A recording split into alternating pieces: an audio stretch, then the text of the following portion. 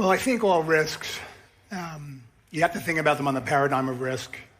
And I think you have to think about the priceability of that risk versus risks that are much more difficult to price. And I think as it relates to the geopolitical risks and the tragedy of war, and I think it'd be remiss if we didn't acknowledge the loss of life, which is just tragic regardless of circumstances anywhere in the world. I think it's a question of how priceable things are and how you make that assessment and in what time frame. And so I think certain geopolitical risks, particularly war, again, the tragedy of war and the loss of life, I think those things are very difficult to price in the near term, regardless of the conflict or where it is in the world.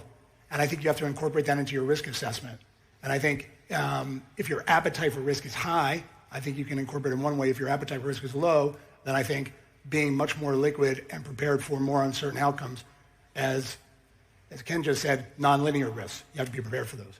I think if you look the longer horizon, and I think if you think of the big drivers of activity around the globe for 5 years, 10 years, 20 years, 30 years, and they're not limited to these three, but when you think of advances in health and longevity, and when you think of the incredible transformation in technology, this next leg up in technology and artificial intelligence, and when you think about climate and energy transition, I think those are really significant drivers of economic activity, innovation, growth. They're going to need lots of capital. They need amazing thought leaders. We'll need lots of global cooperation. And it's hard not to be here today in the kingdom, particularly this morning, when you hear Yasser speak, and not feel enthusiastic about the opportunity set.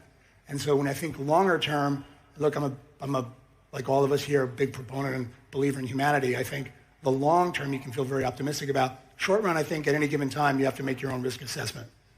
Just on that note of optimism and to play devil's advocate, earlier today we heard from Jamie Dimon and in comments backed up by David Solomon saying that they were perhaps looking and feeling a little more cautious about the year ahead. So how do you respond to that? Are the bankers getting it right? So I think, I'll give you my own perspective on it. I think this particular period, where as we come out of a period of basically yield curve manipulation, which was done, I think, for very thoughtful reasons, but now we're shifting out of that into a totally different regime, I think there's reason for caution. I don't actually hear the question as much as optimism or pessimism, because I think that's more of a long-term phenomenon. Now we're just wordsmithing. But I think of the year ahead will certainly present incredible alpha opportunities. But generally speaking, I think we'll have more of a headwind than a tailwind. And my own personal view is, as we adjust to this rate regime, I think there's going to be more challenges in the near term. But it doesn't mean there won't be great alpha opportunities.